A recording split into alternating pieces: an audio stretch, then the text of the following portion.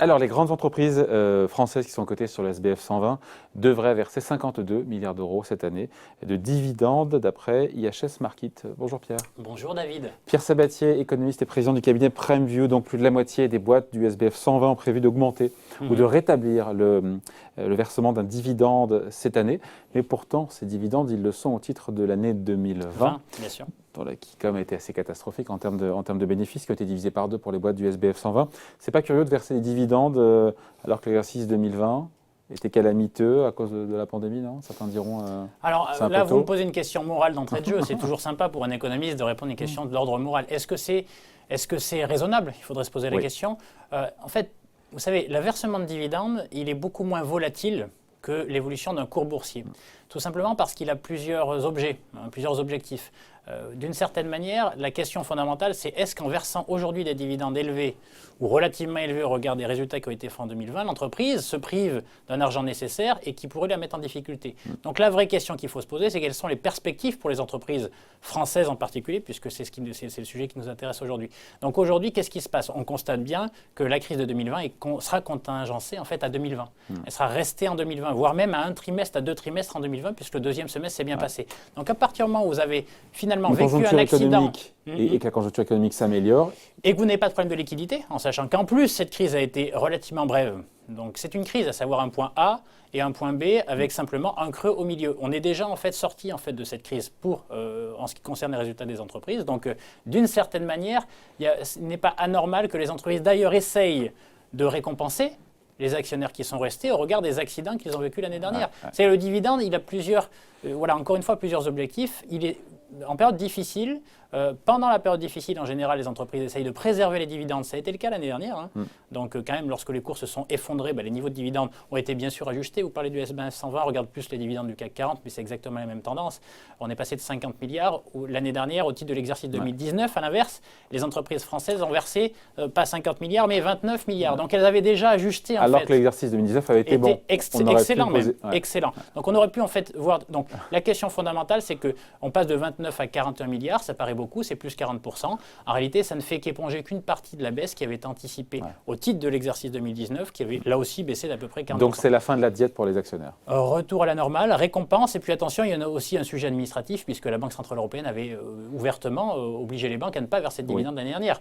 Donc, et qui leur permet d'en verser cette année de manière encadrée. De manière encadrée. Donc, oui, donc finalement, on avait fait de l'exclusion, à savoir certains titres, vous n'aurez pas le droit d'eux, et donc alors que ce sont des entreprises qui traditionnellement ont tendance à verser en fait des dividendes assez conséquents. Donc aujourd'hui, ils peuvent le faire. Donc finalement, on a une sorte de retour à la normale. Sans que ce soit la fête non plus pour les actionnaires, puisque le retour au niveau de dividendes de 2019, il faudra attendre 2023, nous dit IHS Markit. Alors, oui. Alors, la question fondamentale derrière cela, c'est finalement, on a une réaugmentation du dividende, mais vous savez, la manière dont on évalue, je dirais, le caractère rémunérateur des marchés actions, c'est le rendement. C'est le niveau des dividendes sur combien vaut l'action. Donc le rendement du CAC 40 aujourd'hui, en réalité, malgré le passage de 29 milliards à 41 milliards aujourd'hui, le rendement du dividende, cette année, il n'atteindra que 2,5%. Là où il était entre 3 et 3,5. Alors qu'il était à 3,5 en moyenne sur la décennie passée et juste avant la crise à 3,2. Ça veut dire que cette hausse des dividendes a été très largement déjà anticipée par les marchés financiers. Donc autrement dit, via la hausse du cours via la hausse du cours boursier. Et donc c'est intéressant parce que vous allez voir que, in fine, il va y avoir un arbitrage. En gros, il y a un pari qui est extrêmement clair aujourd'hui sur les marchés. Ça veut dire quoi? Ça veut dire qu'au final, quelqu'un qui achète des actions aujourd'hui sera moins bien rémunéré en dépit de la hausse des dividendes que quelqu'un qui aurait acheté le CAC 40 en 2019. Ça rémunérait 3,2% à l'époque. Aujourd'hui, ça ne le rémunérait que 2,5% en dépit de la hausse de 40% des dividendes. Tout ça pour dire quoi?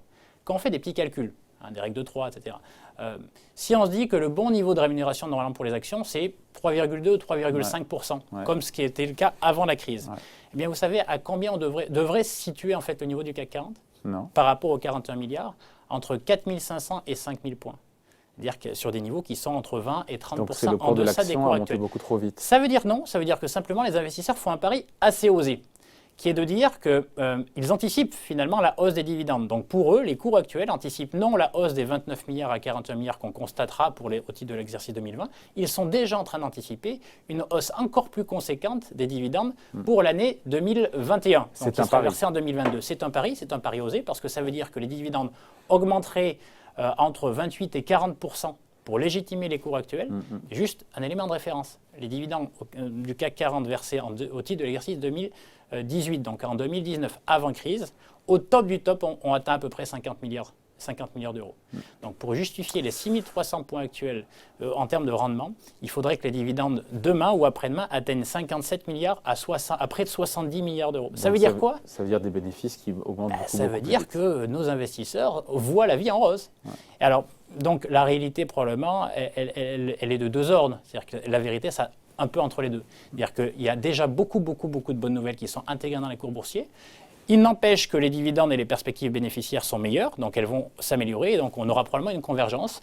Donc attention, ce n'est pas parce que les dividendes augmentent aujourd'hui que c'est un élément qu'il faut aller jouer, enfin un élément suffisant, une condition suffisante pour aller jouer les marchés actions, regarde leur cherté actuelle. Donc attention, simplement si on prend comme référence les niveaux de dividendes traditionnels en termes de rémunération du marché actions, on est aujourd'hui très bien payé. Ça veut dire qu'il faudra probablement être plutôt prudent vis-à-vis des actions. Et ce qui est difficile, c'est qu'on est toujours un peu à contre-courant. Ce qui est difficile, c'est qu'en fait, tout dépend des secteurs. Parce qu'évidemment, Total qui a maintenu son dividende, après il y a le souhait de rester attractif, alors que les investisseurs ont les yeux de chimène pour tout ce qui est énergie verte. C'est vrai. Le luxe, LVMH, qui a retrouvé son niveau, qui a relevé son niveau de dividende. On est au-delà du niveau d'avant-crise. Il y a les banques qui en reversent, mais pas autant qu'elles voudraient parce qu'encadrées par la BCE. Il y a celles et ceux pour qui la crise est toujours là, les ADP, les Airbus, les Safran, les Klépierre, les Unibail. Donc il y a une espèce de pas de divergence, mais si de divergence. Hétérogénéité en fait de comportement par rapport au versement de dividendes. Encore une fois, deux sujets. Se poser la question de la soutenabilité des dividendes versés aujourd'hui pour des acteurs. Quand on va acheter des actions, on n'achète jamais une action pour les dividendes. Vous n'achetez pas en fait une action pour le revenu qu'elle va vous donner, sinon vous achetez une obligation. Si ce n'est que sur longue période, les études ont montré que 30 ou 40% de la performance globale d'une action vient du dividende. En Europe, ce qui n'est pas le cas aux États-Unis, parce que nous n'avons pas de politique de rachat d'actions chez nous, en tout cas beaucoup moins qu'ailleurs. Évidemment, c'est un élément important de rémunération, mais ce n'est pas un élément moteur. Vous n'achetez pas une entreprise pour les dividendes qu'elle va verser. Vous achetez une entreprise parce que vous estimez que la valeur de l'entreprise, sa capacité à créer de la richesse demain, sera plus forte qu'aujourd'hui. Et ça, c'est un vrai sujet de base. C'est-à-dire quel est le moteur initial de l'achat et de l'acquisition. La plupart du temps, et ça fait longtemps qu'on l'observe, systématiquement dans le marché, les stratégies de rendement, ça ne marche pas. Ce n'est pas un moteur. C'est quelque chose en plus, c'est une cerise sur le gâteau, mais ça ne doit jamais être sur les marchés actions le moteur de l'investissement. Pourtant, il y a des fonds d'investissement qui s'appellent fonds au rendement, etc., qui cherchent justement les boîtes qui versent beaucoup de dividendes. Alors, de dividendes, sur les actions, c'est plutôt la plupart du temps, c'est des valeurs avec une visibilité importante et de la stabilité du dividende, pas forcément des niveaux de dividendes qui sont élevés. C'est deux choses qui sont relativement différentes. Mais non, si vous voulez acheter du vrai rendement, vous achetez de l'obligataire. Vous allez acheter. Il n'y a plus de rendement sur l'obligataire. Aujourd'hui, c'est un sujet. Mais ce n'est pas parce qu'il n'y a plus de rendement sur l'obligataire qu'il faut aller acheter les actions pour ce qu'elle peut, pour son statut en fait de proximité avec une obligation. Donc je rappelle quand même qu'une action, ça s'achète parce qu'on anticipe la capacité d'une entreprise à créer plus de richesses demain qu'aujourd'hui. Donc, par rapport en fait à l'hétérogénéité de politique de distribution de dividendes que vous venez d'évoquer, le vrai sujet derrière, pour aller sur les actions, c'est pas est-ce que ça verse assez ou pas. C'est est-ce que les perspectives bénéficiaires de chacun de ces acteurs sont suffisamment importantes pour maintenir une dynamique d'appréciation des dividendes qui permettra de justifier les niveaux de cours actuels, voire même les poussera un peu plus loin. Donc là, la vraie question, c'est une question sectorielle et de perspective bénéficiaire.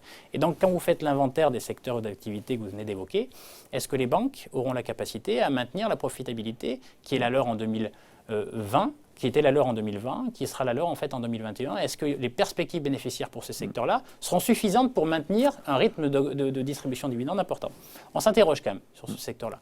Est-ce que le secteur du luxe, le secteur de la santé, est-ce que le secteur de la techno, même s'il est moins présent chez nous, aura la capacité à maintenir les perspectives bénéficiaires et des dynamiques bénéficiaires sous-jacentes? Pour le coup, là oui. Donc encore une fois, c'est moins le rendement qui nous intéresse que la visibilité qu'on a sur la capacité des acteurs à maintenir cette politique de rendement. Sur Total, 2021, c'est pas compliqué. Vous avez les prix du pétrole qui ont beaucoup monté depuis. Donc, vous savez que l'exercice 2021 pour Total sera bon. Donc, anticiper cela en versement de dividendes, très bien. Après, la visibilité qu'on a sur leur capacité à maintenir des niveaux de bénéfices et de création de richesses à la hauteur de ce qu'ils ont été capables de faire dans le passé, là, c'est un vrai sujet de gouvernance d'entreprise. Quid des énergies renouvelables, leur positionnement, etc. Et donc, en fait, il faut découper le marché par grands secteurs d'activité. On pourrait conclure par le secteur auto. secteur auto, le secteur industriel, qui n'a pas encore eu la capacité à retrouver des politiques de dividendes importantes, mais retrouvera-t-elle cette capacité un jour ? Parce qu'on est face à un marché qui est en profonde mutation, des coûts de production qui augmentent. Patrick l'évoquait juste avant. On a certains secteurs dans lesquels il y a de l'inflation. Vous dites que ce n'est pas une stratégie que jouer la stratégie, on finit là-dessus, du rendement et des dividendes. Et en même temps, encore une fois, sur longue période, c'est 40% de la performance globale d'une action en Europe. Oui, mais... C'est pas une contradiction ? Non, lorsque vous achetez un indice, mais la réalité, c'est qu'on n'achète pas un indice, on achète des valeurs sous-jacentes.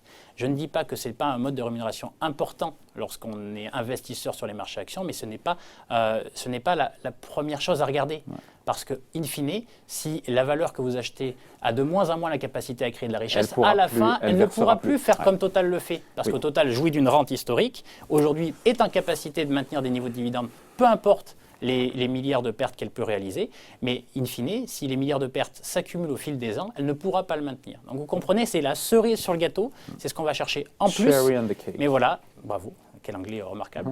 Mais ça ne doit pas être en fait le moteur initial. Donc, c'est un plus. Mais pas, c'est une condition, voilà, c'est un plus, mais pas, voilà, encore une fois, la raison principale qui nous fait aller vers les marchés actions. D'autant plus quand les cours ont déjà, quand les investisseurs ont déjà beaucoup anticipé le rebond des perspectives bénéficiaires. C'est le retour en tout cas 2021 des dividendes, ça c'est sûr quand on voit les chiffres.